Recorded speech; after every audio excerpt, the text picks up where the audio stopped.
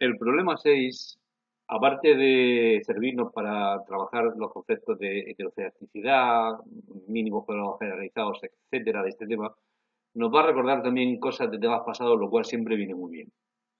Dice ese problema, sea el siguiente modelo de regresión lineal simple restringido sin beta sub cero.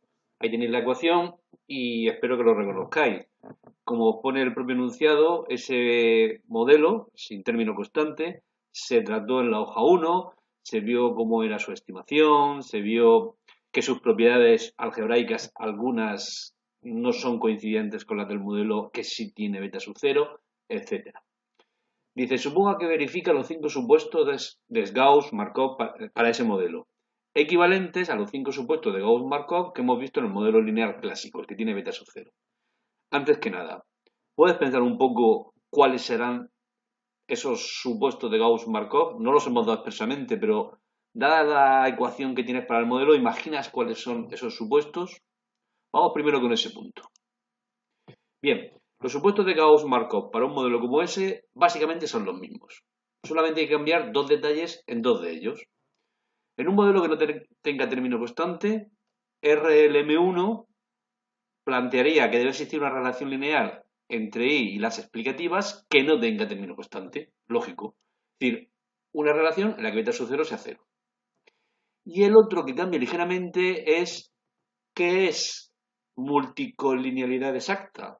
Es decir, cuando no se cumple RLM3 o cuando sí se cumple RLM3.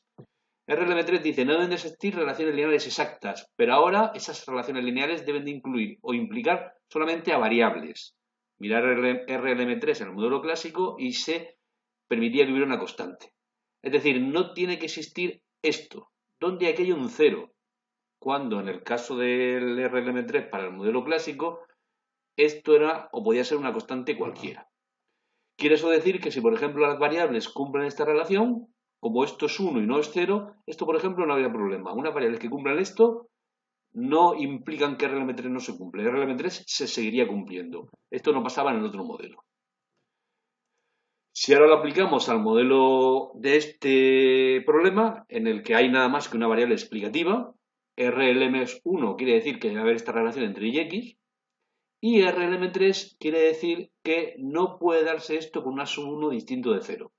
Lo cual quiere decir, sencillamente, que la variable explicativa no puede valer 0 en todos los individuos de la muestra. Para que esto no se cumpla para un cierto número distinto de 0, basta con que las x sub i, alguna de ellas, en algún individuo, la x tome un valor no nulo. Bien, dice ahora, plantea la suma de cuadrados de residuos que hay que minimizar para aplicar MCO. Y se obtenga la única ecuación de primer orden que hay que resolver para aplicar MCO en este modelo. Y demuestre que resolviéndola se llega a la siguiente fórmula para el estimador MCO de beta 1. Ahí tenéis la fórmula. Vamos a obtenerla. Bien, lo primero que hay que decir es qué son los residuos. Los residuos sería esto. Y es el valor de la explicada en cada individuo. Y este es el valor que predeciríamos para el individuo iésimo con el modelo que estimemos. Los residuos son la diferencia entre ambos valores, el valor real y el valor predicho por el modelo que estimemos.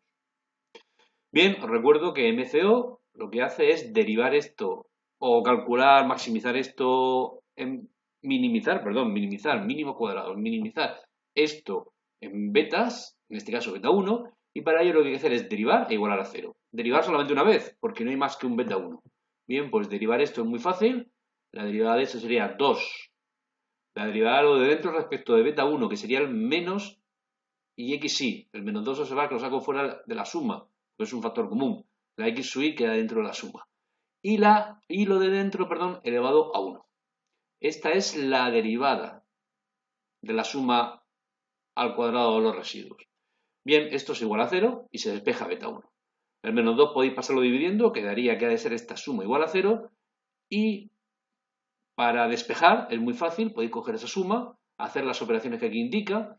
Sería el sumatorio de x sub i por y sub i menos x sub i por x sub i y beta sub 1 que sale factor común, aquí lo veis, quedaría x sub i por y sub i y pondríamos la suma de los primeros, por aquello que podemos asociar las sumas como quisiéramos, en su momento lo explicamos en un problema en la relación 1.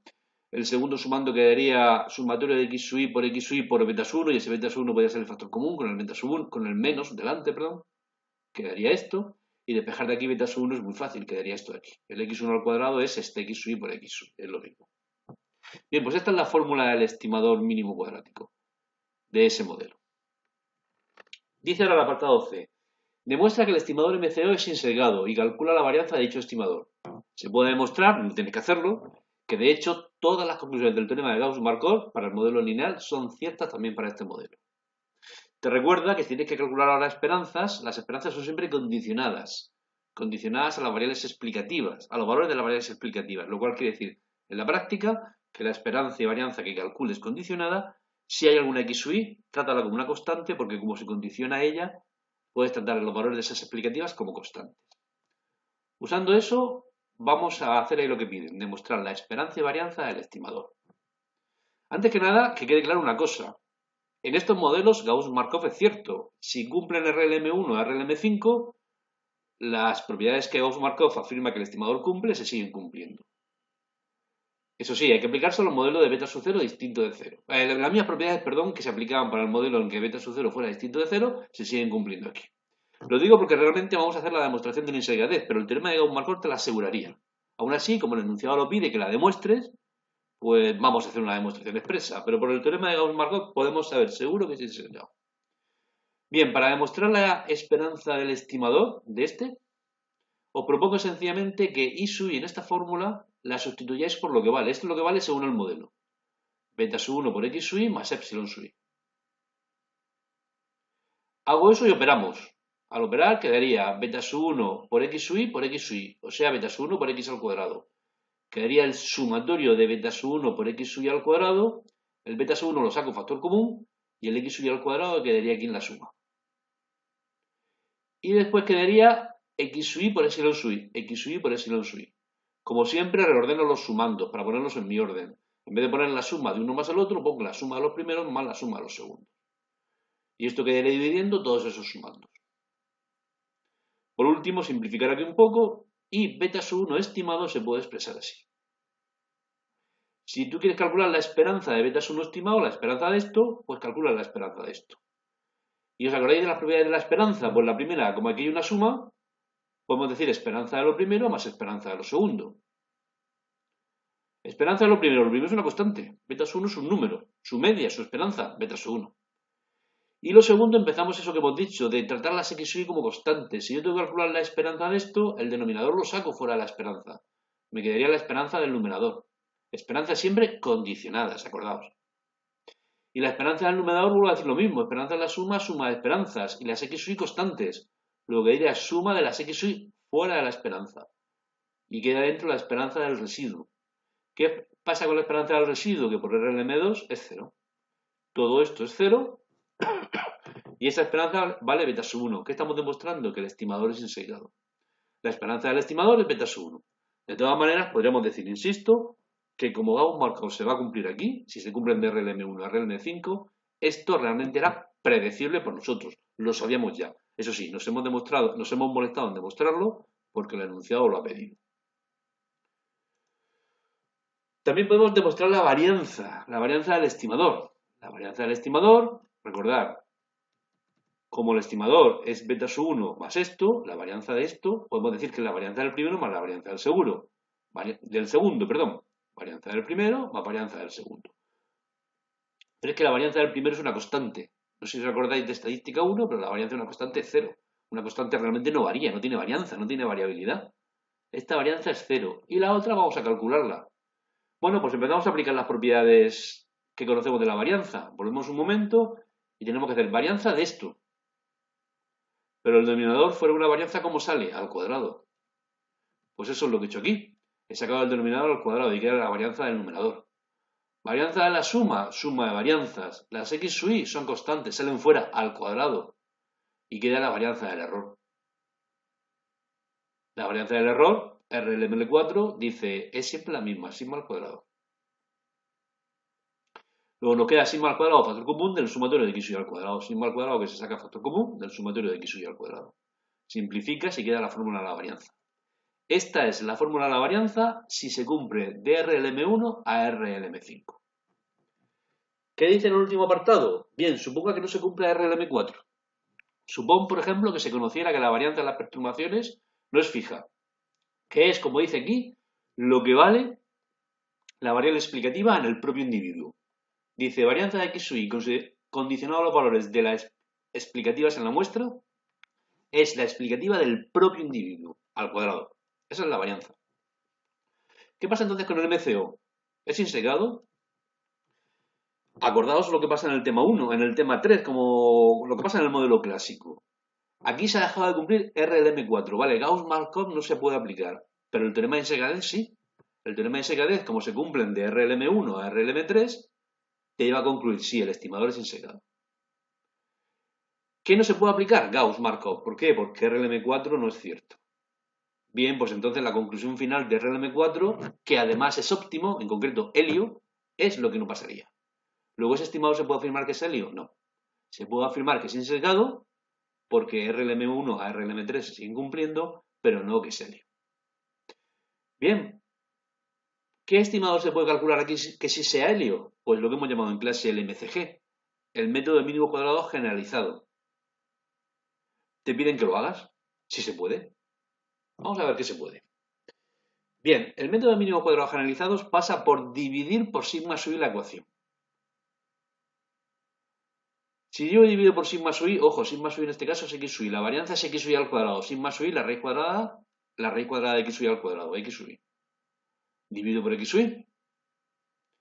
Este modelo ya es homoceástico. Este modelo podemos llamar a esto y estrella, este será el nuevo error. Mirar la varianza de ese nuevo error, la varianza del error epsilon estrella, sería la varianza de epsilon sub i partido por x sub i. X sub i es una constante, recordad, se condiciona a las x sub i en todas las varianzas. Luego x sub i sale fuera al cuadrado, que era la varianza de los errores. La varianza de los errores, dice el enunciado, es que es x sub i al cuadrado. Luego vale 1. Esto es siempre lo que pasa siempre que dividamos por sigma sub i las ecuaciones. El modelo ponderado que queda, lo que se conoce como modelo ponderado, lo que queda, es homoceástico. Bien, pues si esto es factible estimarlo por MCO, ese es el método de mínimos cuadrados generalizados. Estimar esto por MCO. ¿Por qué digo factible? Porque hay que recordar que lo que se divide es sigma sub i. En este caso, sigma sub i son las x sub i. Se conocen, se sabe cuánto vale. Esto se puede estimar. De esto tenemos datos. ¿Pero qué pasa si yo divido por sigma sub i y no sé cuánto vale? Pues como esto es un dato que no se puede medir, esta estimación no se podrá hacer. Pero en este caso sí. Estimar por MCO en el modelo ponderado, en este caso sí es factible. Porque sigma se sabe cuánto vale y es algo medible. La x sub i, la propia variable explicativa. Bien, pues este es el modelo. Recordad, la y estrella y epsilon estrella son estos dos. Este es el modelo y hay que estimar esto. Y es un modelo sencillísimo de estimar. Es un modelo en el que hay solamente un término constante, el beta sub 1 precisamente. Que no os despiste. Beta sub 1 término constante, siempre lo llamamos beta sub 0. Sí, en otro modelo sí, pero en este caso es el beta sub 1. Porque por las operaciones que hemos hecho, beta sub 1 ha quedado como el término constante del modelo. No había beta sub 0 en el modelo original, ya de dividir por x sub i. El beta sub 1 es el que se transforma en término constante. Este modelo sí tiene término constante. Y cuando no hay nada más que un término constante, hemos hecho ya la demostración de que el estimador es la media de la variable explicada. Es decir, el estimador por MCO de este modelo, que es el estimador MCG del modelo original, es la media de la variable explicada. Bien, pues aquí tienen la fórmula y recordad, la variable explicada es y sub i partido por x sub i. Esta es la fórmula del estimador MCG.